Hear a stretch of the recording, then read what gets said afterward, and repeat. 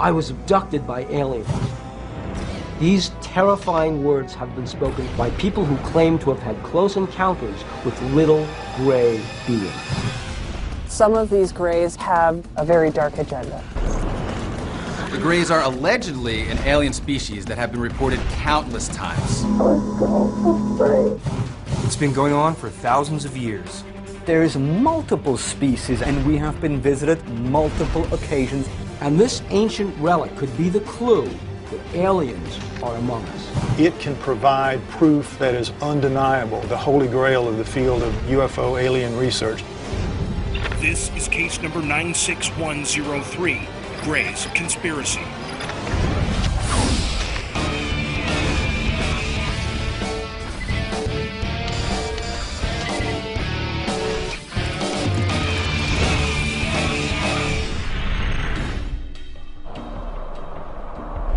We're finally going to get a chance to synthesize a real picture of the Greys, not just case by case by case, but what's behind the cases? What's the common ground?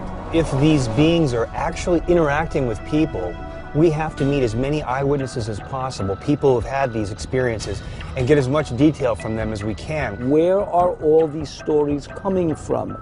And why does the image of the Greys look alike from story to story? That's the most amazing thing. All of these sightings of Greys are identical in the way they're described. I'll tell you why they look alike, because it's straight out of a movie, Close Encounters of the Third Kind. Oh, really? Well, then how can you explain this? Close Encounters of the Third Kind is a 1970s movie. Betty and Barney Hill described that Grey in 1961. Betty and Barney Hill might have given us the first description of Greys, but I think these are driven by the images that we've all seen in the mass media. There are thousands of cases of contact with Greys. I'm struggling to deal with just extraterrestrial crafts being on the planet Earth. And now I have to investigate the creatures that are actually flying them. Well, you're just going to have to take baby steps. Yeah, it's a big step.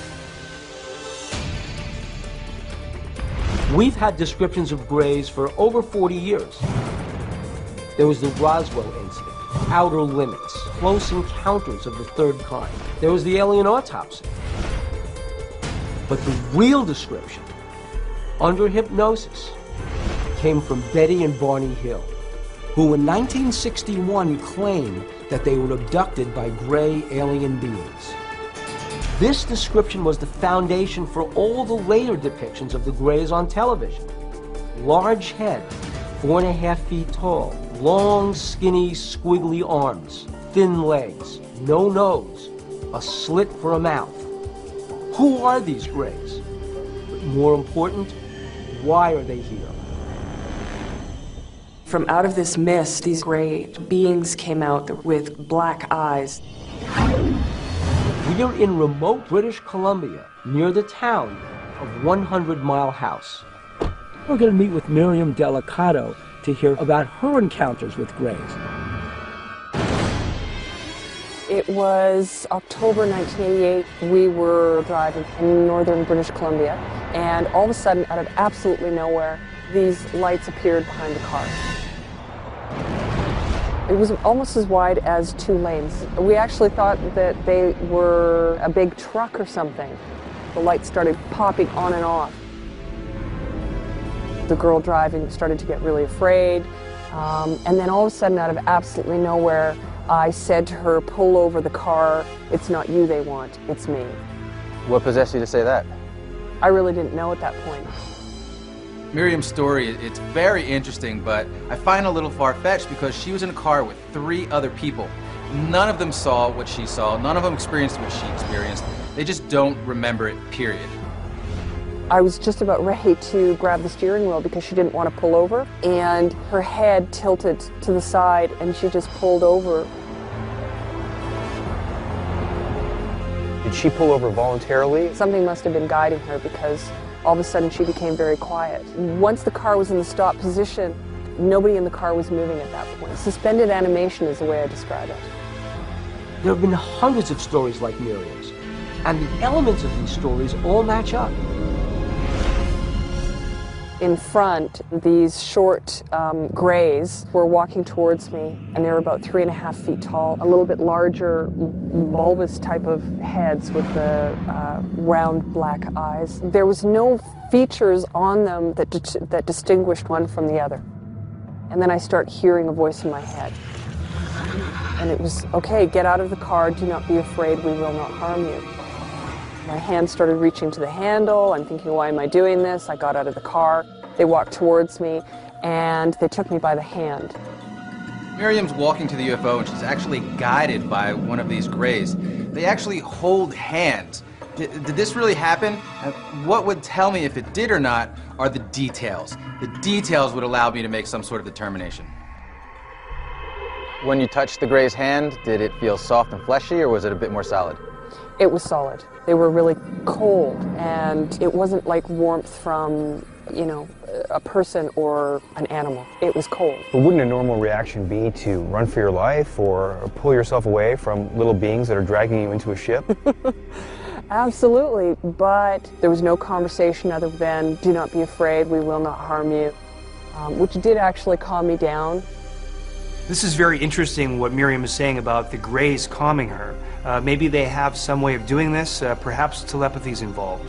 They just simply took me by the hand, led me down the highway. When I looked up, I saw a very large craft, probably about 40 or 50 feet across. And right at the doorway were these two tall, blonde-haired, blue-eyed aliens. Nothing like the grays. Absolutely nothing like them whatsoever. These short grays that had been with me just let go of my hand, and I walked on board the craft with the two tall blondes. What's the relationship of the grays that took you from the car to these tall blondes? I would say that these grays were their helpers. When you say grays, it's not just one species of extraterrestrial. There are many, many different species of them. What we heard from Miriam is that this species was obviously totally servile, almost robotic-like. There are multiple species of aliens visiting the planet Earth. This is completely new to me, and I'm not quite sure what to think of it right now.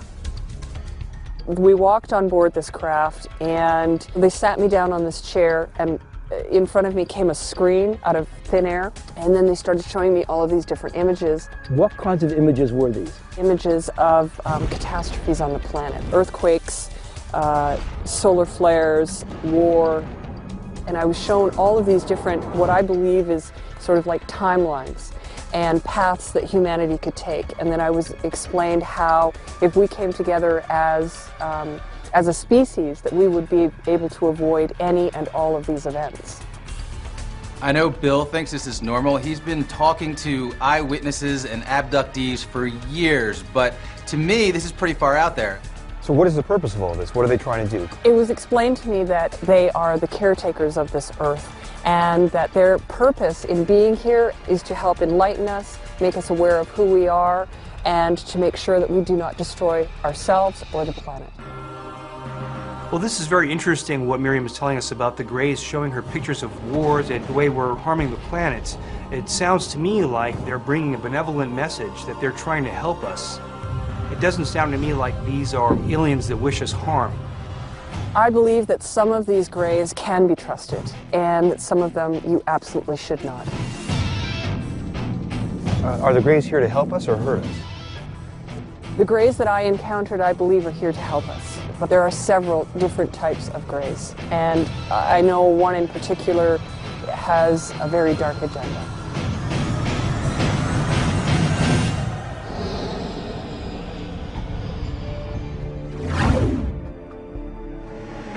So how would you like to proceed tonight? Start on the table. You're like, oh God, that's so hard. It's scary, it's very uncomfortable, it's painful. Bill and Peggy Foster claim that in 1996 in North Carolina, they had a close encounter with extraterrestrial gray beings. Furthermore, they say that the Greys abducted them and performed medical experiments that haunt them to this very day. I do see some of those gray shapes. Witnesses and abductees really have no tangible evidence that they've ever encountered a gray. So the best we can do is hypnotic regression. Deeper, deeper, relax. And that's what we have. We have videos of Bill and Peggy Foster's hypnosis sessions. He's back. I guess I shouldn't have tried touching. Something traumatic happened to these two people. I'm so afraid. My life would have been 100% simpler without ever knowing anything about it. I wouldn't wish it on anybody. I just wanted to forget the whole incident. And if the answer to the question is yes, raise your index finger. Good. Bill and Peggy Foster both claimed they were abducted by gray alien beings. They claimed that medical experiments were performed on them. I do see some of those gray shades. We have the hypnotic regression sessions of Bill and Peggy Foster. Well, this is exclusive to UFO hunters, right? This is something that we have access to. We're watching this for the first time. Nobody else has seen these tapes. One's close to my face. This one's taller than the rest. Much bigger eyes. It's like looking into eternity. That's poetic. He seems to be describing a gray. I think he was describing a very profound experience. I mean, you're looking into the eyes of a being that's visiting this planet. I mean, that's huge. What happened when you look at him? Really relaxes me. So what do you guys think about his description of the being? Huge eyes, and the being has a tranquilizing effect on him. Well, his description of the huge eyes obviously comports with Betty Hill's description and other descriptions that everybody has given of a gray. Huge eyes. The tranquilizing effect, what do you think? Telepathic? Yeah, it sounds standard. I've heard it before. Feeling calm through telepathy. It's what everybody says happened.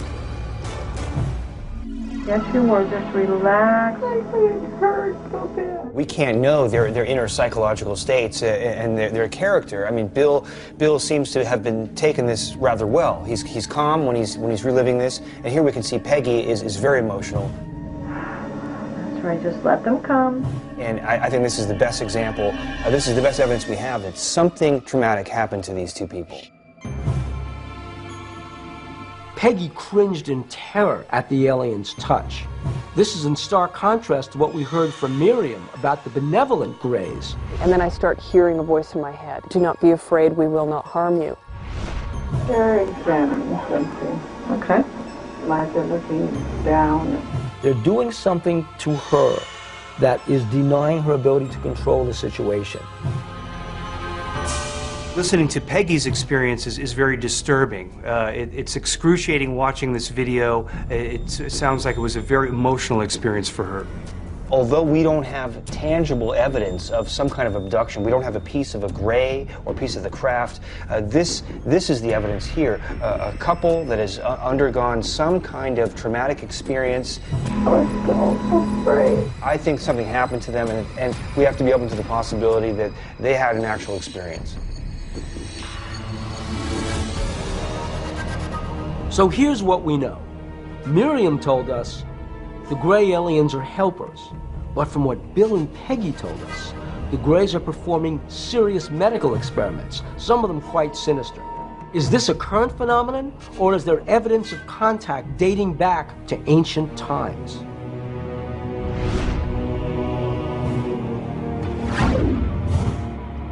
What if there really was an extraterrestrial contact in the remote past? Giorgio Tsoukalos is the publisher of Legendary Times magazine. He believes the ancient astronaut theory that contact was made and documented thousands of years ago. We have all these accounts of these beings that descended from the sky. In fact, in the ancient Sumerian culture, those beings have a specific name, the Anunnaki. And translated into English, Anunnaki means those who from the heavens came. Exactly, and there's the evidence right in the Sumerian cuneiforms. The big head with the rays coming out of it. It's this. Well, are you sure? Well, here we go again with Bill making the extraterrestrial connection without getting all the facts together. Kevin and I are trying to proceed cautiously, trying to separate anecdotal evidence from fact before we come to any conclusions. What's the ibis? Look The at lines coming out of it? Look at the cuneiform and look at that head. I mean, I just don't want to get all excited and go straight to this. Well, no, I mean, I just need a little more. What the ancients describe as gods, beings coming down from the heaven, are actually aliens coming down from the sky. This has been referenced in every culture, in every folk tale, time and time again. This here is a photograph of some figurines that were found in Africa. And these are ancient, and here we do see some sort of a similarity with the big slanted eyes, and the stories behind these statues always is in correlation with some beings that descended from the sky. These don't really look alike, if you ask me. I think it's kind of obvious, but looking at these African sculptures, they clearly do not resemble the Greys in any way, shape, or form. This one right here with the cone head looks very lizard-like. This is from Sumeria. That's a little bit closer. And over here we have some cave drawings that look very similar to something like this. Yeah, it's kind of eerie. Ancient cultures have always had myths and legends of beings that have been called gods, that come down from the skies. But what we need is real physical evidence that Greys, which might be interpreted as gods, have actually made contact with humans. Kevin wants proof. Giorgio pointed us to the STARCHILD skull, which many believe is the remains of a Grey. The STARCHILD skull is a very fascinating find. We don't know yet whether or not this is a misshaped human skull or whether or not it is a hybrid being, because in many, many ancient texts it is written that these gods did intermingle with our ancestors. During all my years of researching UFOs, the one artifact that keeps coming up is the STARCHILD skull. I've never held the STARCHILD skull in my hand, but I know that it was found in the 1930s in a cave in northern Mexico by a teenage girl.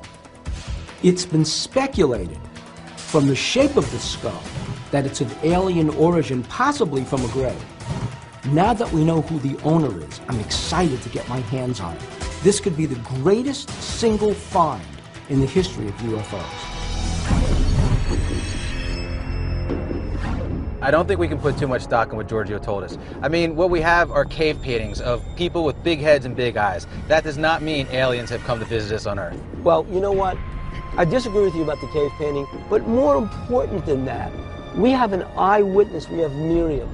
Miriam said she was taken aboard a craft. She met the small Greys, the large Greys. So I don't think she's making it up. I think she's telling the truth. The testimony of Giorgio and Miriam, in my opinion, it's not solid evidence to conclude that aliens have come to visit us. We need something physical.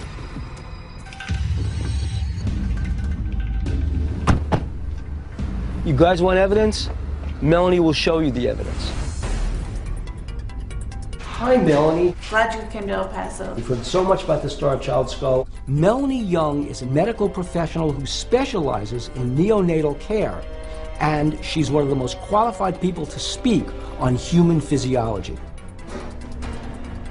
Oh. Wow. Well, this is the normal one that was found.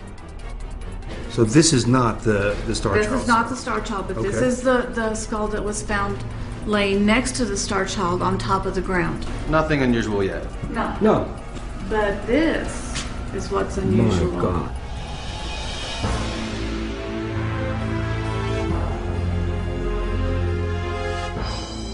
So this is the famous STARCHILD skull. Yes, it is. This is huge. One of the biggest events since I've started investigating UFOs. Two skulls found together. One seemingly an adult, the other apparently a child. Do you know how old this is? It's been carbon dated 900 years old. Wow. This 900-year-old artifact was allegedly found in a cave in the Copper Canyon region of Mexico by a woman living in a small village. Now, I can't say there's a connection to the Greys, but if there is, it's almost impossible to comprehend. The normal skull was laying on top of the ground with the complete skeleton. And coming out of the ground was a deformed hand. And so she dug up the deformed hand and found a complete skeleton.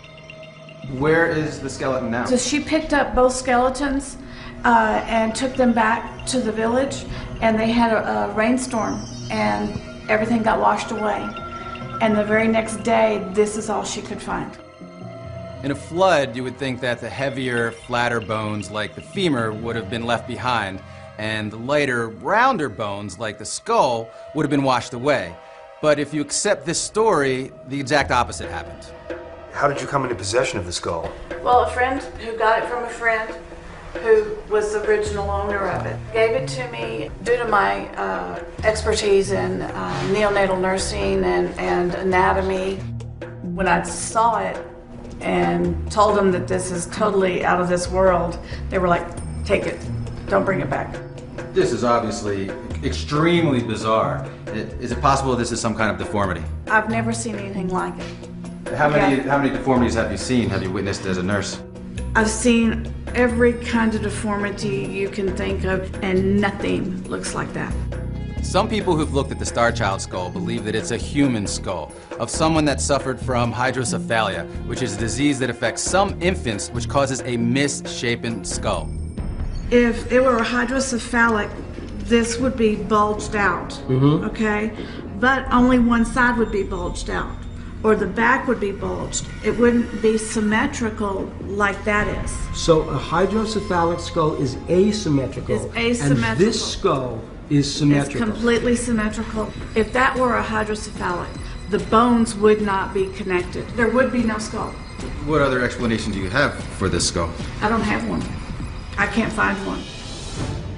Now, a lot of people might challenge this story, but we've come this far. I think we all agree that we have to explore the possibility that this could be the skull of a Gray.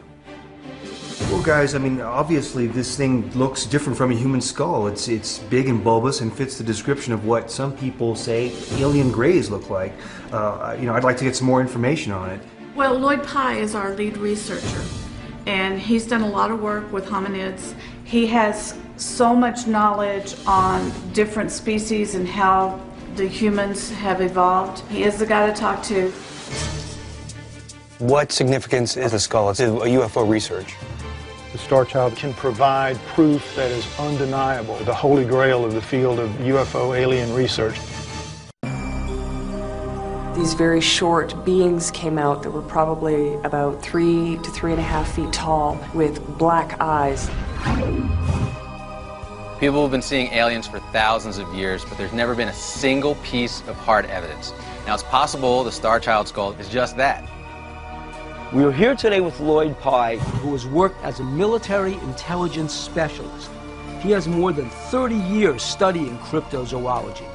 He's the primary expert on the STARCHILD skull, having researched it for more than a decade. Why all this interest in it? I believe that it stands a very good chance of being the smoking gun that everybody's looking for, the holy grail of the field of UFO alien research. What I want to hear first is not only what do the specialists and the medical doctors think, but what kind of tests have been done and what exactly were the results. Could you walk us through the main differences between the STARCHILD skull and a normal human skull? The eye sockets of a normal human are about 2 inches. STARCHILD's not even 1. There are no sinuses in here, no upper sinuses at all. Then you turn them around, you notice that the chewing muscles that come up through here and spread out to attach your jaw and chew cover quite a wide area here. With the STARCHILD, it's much reduced, so we have a much smaller, much reduced lower face. And there are fibers woven through the matrix of the bone, which were found under a scanning electron microscope. Does this skull have any fibers at all? No skull of any kind of primate that we know of, or any really bone that we know of, has those kind of fibers. They seem to be unique to the STARCHILD. Although I haven't seen a Gray myself, I mean, everyone kind of knows what they're supposed to look like. A large head, wraparound eyes, small mouth, and it seems like this skull would sort of fit in with that description. If you turn around and look on the inside and you feel in here, you feel that ridging of bone that will hold the cerebellum in place. With the Starchild, because it has such expanded brain pressing down that way at such a steep angle, we should have a spreading of the foramen magnum, but we don't. So we have a very different kind of brain in this skull, whatever it is. Now, if you stick your finger in the foramen magnum hole to simulate a neck, right, you see how the human is there, so it would be like this, but the Starchild's actually balanced like this. So it's kind of like a misshapen golf ball on a tee. It's very different from the human neck in that it's half the size and it's centered up under the head. When you see how the neck connects to the skull, that's a closure for me. It's not a deformity. It was built that way. We've had the DNA of the human tested fully recovered, no problem, normal human being. But in 203 we found that the DNA of the Starchild was very different. While we could recover its mitochondrial DNA, which comes from its mother, the nuclear DNA, which contains the DNA of its mother and its father, we could not recover that, which indicates that there's something very unusual, if not completely different, about the father. Where is the mitochondrial DNA from? In all of our cells, we have cytoplasm. Floating inside the cytoplasm are little chips. Imagine them as raisins floating in a soup. Those little mitochondria come down from your mother. Is this the mother of the skull? Is that what we're saying? We have been able to prove that is not the case for sure. They are not genetically related. In the case of the Starchild skull, mitochondrial DNA has proven that the mother is human. However, nuclear DNA, it should have proven that the father was human as well, but it didn't. It was inconclusive. What this means is that the mother is human, but the father is simply unknown. To your knowledge, is there any reason why the nuclear DNA was not recoverable other than the fact that it's not a human father? If the father had been human, all indications are it should have pulled up very easily with the primers that were used, but it didn't, so we can only conclude that there's something very unusual about the father.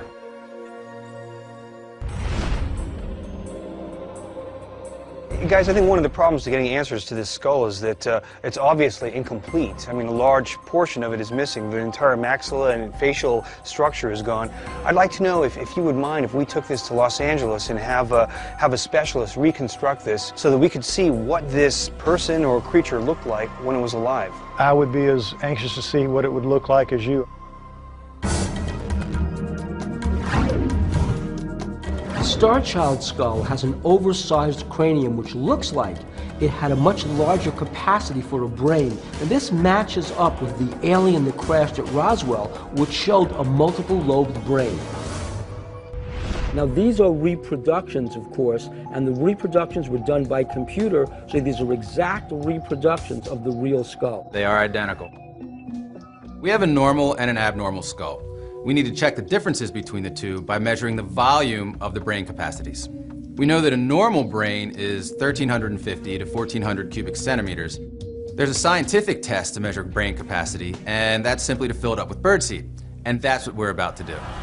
Just pour some in here? Pour some in. All right, that's enough for now.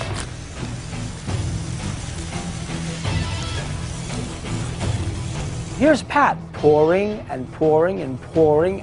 It's still going. This is the bottomless skull here. And he's not stopping. He's keeping on going. Okay, gents, empty your skulls.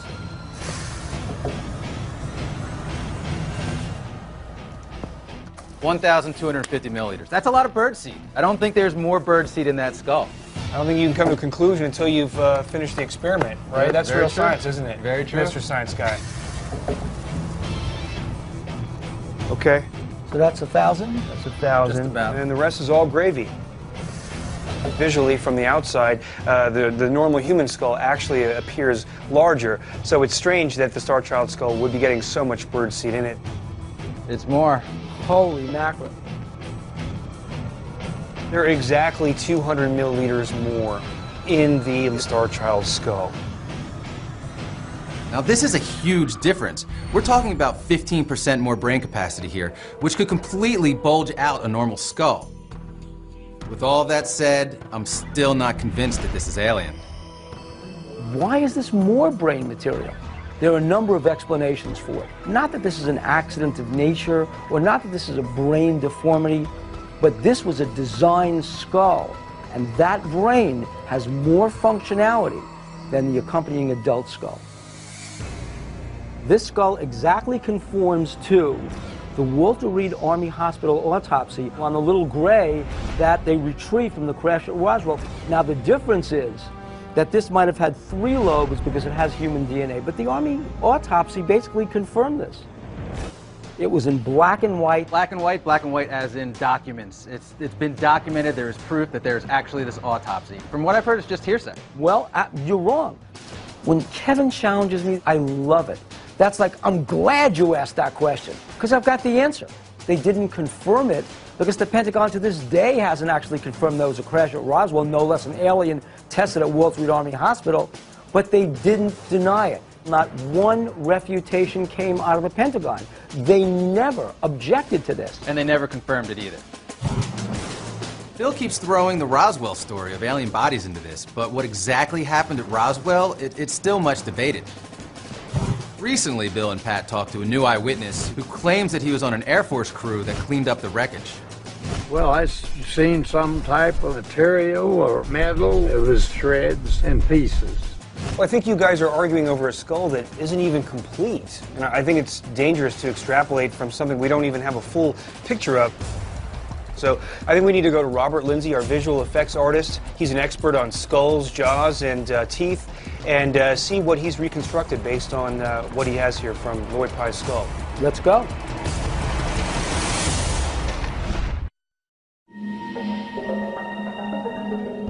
On the heads of the Greys, there are no ears, no nose, very tiny, thin, frail necks. The eyes of the Greys looked oval-shaped and very watery, very deep and dark. The problem with the STARCHILD skull is that a good portion of the facial features are missing, as well as the lower jaw. So this will be a huge challenge to Robert Lindsay to reconstruct this thing. Robert is an expert on teeth and jaw structure and is now a Hollywood special effects artist.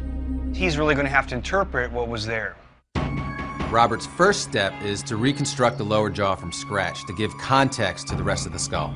Next, he needs to attach the tissue depth markers to the skull to determine how thick he should apply the tissue under the skin. Now Robert will attach muscles and sinews to the skull. With all the flesh and the tissue created, he'll be able to fill in the eyes of the model. And lastly, he'll attach skin to give the skull a face.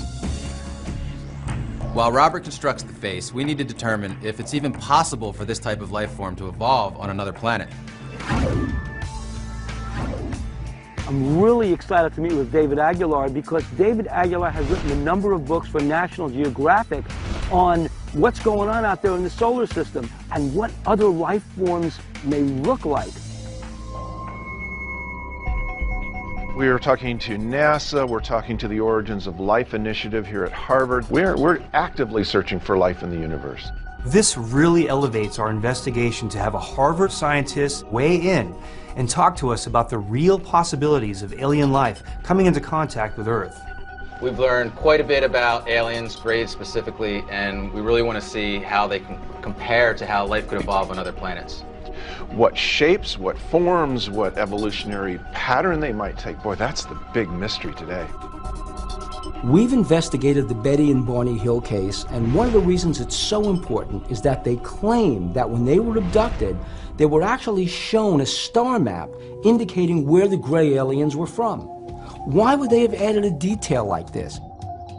What about the star map that Betty Hill drew? When she was regressed, she drew a star map of where the alien on the spacecraft told her they were from. In fact, he actually showed her a diagram in space of where they were from. When Betty Hill reported where the aliens told them they came from, it was from the twin star system, Zeta Reticuli. I remember that planets. one. They saw the map inside the ship and they put it out there, and it wasn't until later that they were able to go back and take a look and say, oh my gosh, this looks like the system they were talking about. But then, Bill, in the infinity of space, there could be 1,000 locations that look just like that. We've actually contacted witnesses who say they've seen beings that have visited our planet, and we've got some sketches here to show you. What do you think about that? Is that something that could evolve on another planet? Does that say anything to you? But of course things are going to evolve differently on another planet. And there's no reason that we would have humanoids. I mean, the chance of finding humanoids that look like us, like you see in Star Trek, are so unbelievably small. You're going to get intelligent creatures, but they may not look anything like we would even relate to an intelligence. It is entirely possible for anything to evolve on another planet given the right conditions. It doesn't necessarily mean they're going to become the same shape and size and look as these Greys we're looking at, but it is a possibility. This creature comes from another planet, especially an M small red star. These may not be eyes at all. They could see in the infrared spectrum, and the bright lights that we see on this planet could really mess with their eyes. So this whole idea here, I've always wondered if those in fact weren't lenses that were just blocking out light. The head is big, and you're right, the big problem I have is you can't support it on this neck. These small little thin frail creatures look like they come from a world that has less gravity than the Earth, because if they came from a planet with less gravity, this one would really be tugging on them. It would slow them down. They have less gravity, they'll grow a more elongated, thinner. We know that as a principle just of life on planets. Obviously, the nose being so small and the ears being so small, these are not important senses anymore. If they've evolved this way, they've evolved without it. There are other senses that creatures use that we don't use. Radar with bats. There are fish and the octopi itself that sense its environment up to 90 feet away just by the electromagnetic waves that are around them. I mean, they could certainly have those types of senses. We simply don't know. Now look at this creature. It's so thin, it looks weak. I can't imagine it doing anything, let alone abducting people. It doesn't have the physical presence for it. Maybe these are genetically engineered specifically for this task, this function, like robots. We just send them out like androids to do whatever they're doing. That could explain what we're seeing then. David suggests that the Greys could actually be a drone sent long distances to perform specific tasks. This is a story that we've heard from many witnesses, and this is exactly what the Walter Reed Army Hospital autopsy said about the Roswell Greys. There's no telling what could be possible, but since we don't have anything in our hands to look at and compare, I mean, I'd love to bring one of these guys into a real lab and have everybody take a look at it. David, you just said that there's no evidence of extraterrestrial life right now. We think we may have something here. Wait a minute. Guys, what am I looking at? This skull was found in a cave in northern Mexico. It was carbon dated to 900 years ago. Look at the eye sockets. Look at the shape of the head, and look at the neck. I'm curious, any DNA samples from this? The mitochondrial DNA is human. They did the nuclear DNA test and could not sequence the father's DNA from the nucleus of the cell. Are you saying this was a cross with an alien or just a human with a terrible deformity? That's one theory. It's a hybrid. Prove it. We need to see what Robert Lindsay has come up with regarding the STARCHILD skull. The facial reconstruction that he built may help us verify or disprove the alleged reports of contact with these great beings. Wow, looks like you've really done something to the STARCHILD skull. I had no clue as to what the Greys want. If there's any benefit to us, it's a byproduct. They're actually here for their own personal agenda. We're at the Cinema Makeup School in Los Angeles, California, where we're meeting with Robert Lindsay, who's a special effects expert. He's going to help us reconstruct the STARCHILD skull. No matter what anybody says, this STARCHILD skull may be the key in unlocking the mystery to the Greys.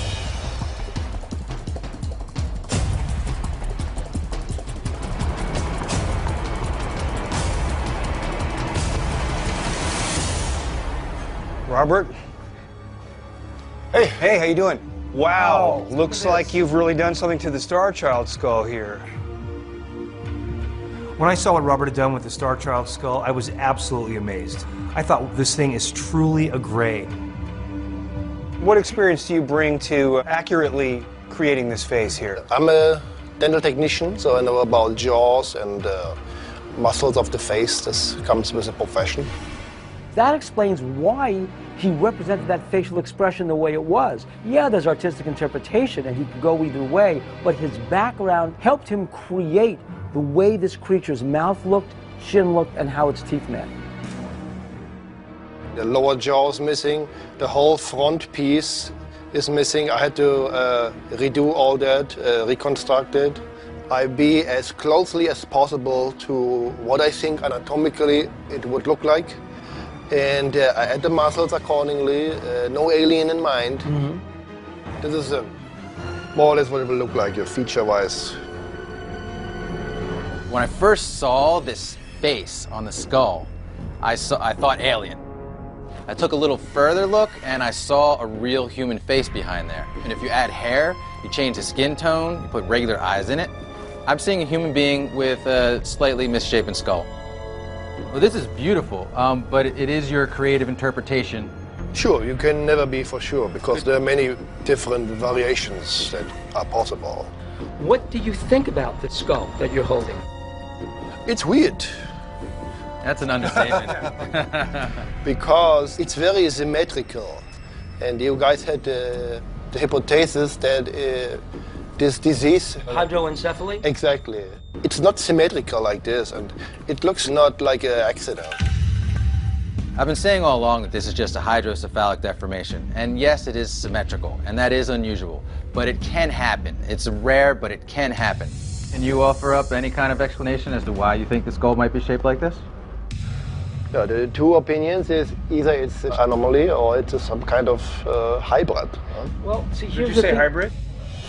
Yeah. When we first spoke to Lloyd Pye and he presented his theory of the star child, you get the impression that this was a crossbreeding between a straight extraterrestrial and a straight human being.